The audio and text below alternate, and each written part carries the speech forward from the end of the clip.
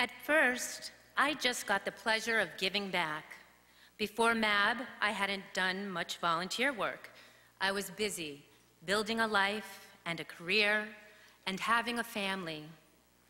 Then I started helping June, giving her a hand with correspondence, sometimes with her checkbook, or just filling out forms. Neighbor helping neighbor. It's simple things, but it gives me a feeling of community and connectedness that I really value. I look forward to the time we spend together. She's my friend.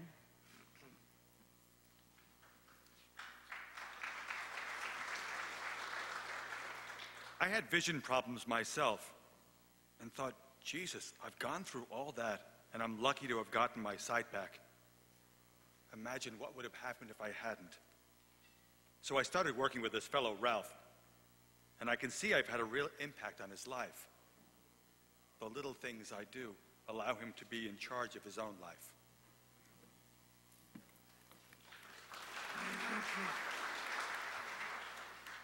I'm proud that the person I volunteer for trusts me so much. I'm privy to a lot of his personal information you wouldn't want even your friends to know. When his mother died, I was there to help with the arrangements. He's so capable, but having someone around who can see helps a lot. A long time ago, we forgot that I'm his volunteer. I'm part of the family now. He tells me things he probably wouldn't tell anyone else. And I have to say, he's got some amazing stories.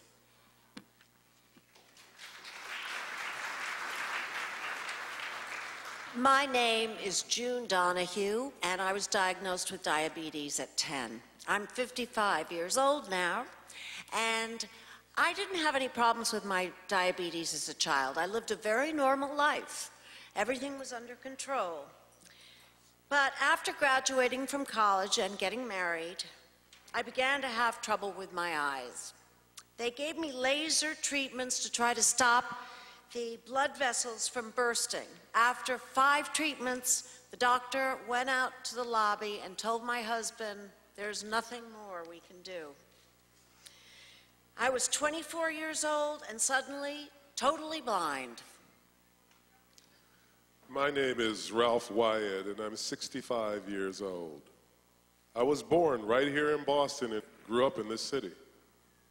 I lost my sight through early onset retinitis pigmentosa. I remember when I was about 8 years old, I had an eye test in school where I had to read a chart with letters. I couldn't see what was up there, but the teacher just thought I was stupid. That's the way it was. When you have RP, you're going to end up losing your vision, but you don't know how long it will take.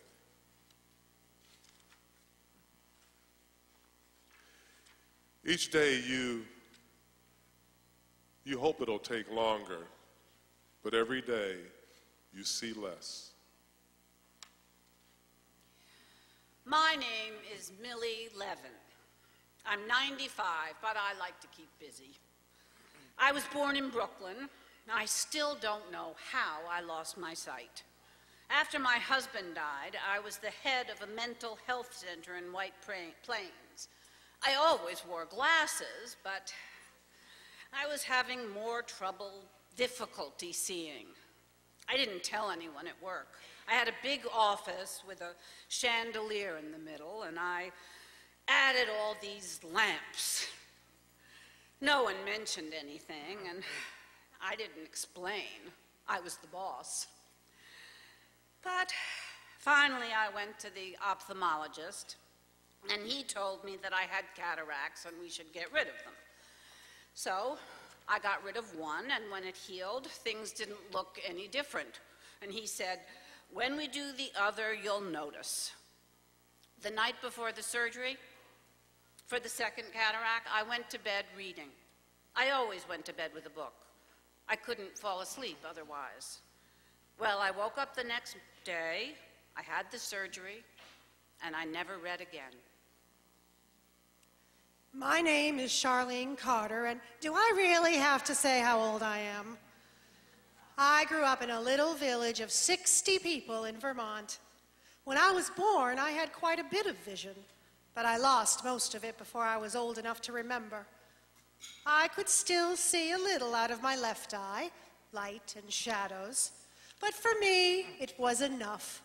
I could see to get around, and I thought it was just fine.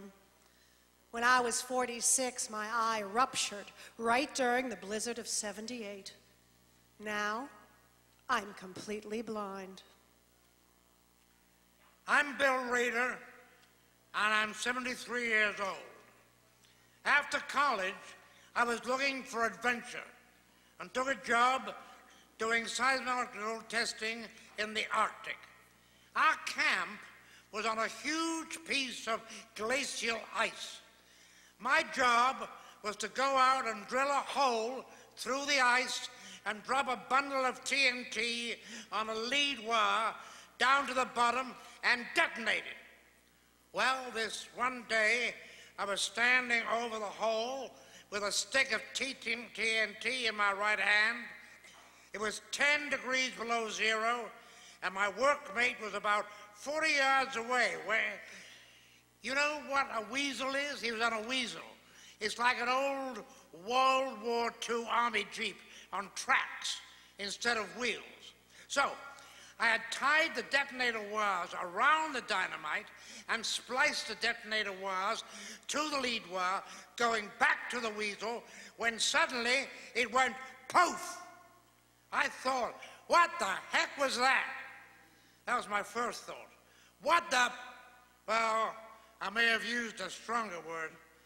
Well, my mate had picked just that moment to test the controls, and the TNT exploded. It took my right hand and both my eyes. I had a lot of rage in me. I was angry because I was blind. I was angry because I was African American. I was angry at the world. I was angry at myself. I used to tell people back then that I had a PhD in victimology. And then I met this man, a minister from Atlanta, taking a summer course at Harvard. Well, I had this victim thing down. I really had this down. And I was going on and on and on about why me. I'll never forget this. He said to me, "Stop. Just stop. Why not you? Why do the leaves turn in autumn? Why does it snow in winter?"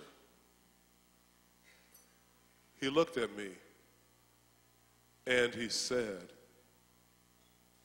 "God does it." God has given you so many gifts, and God has given you the ability to see in ways that other people can't. Why don't you see instead of cursing the darkness?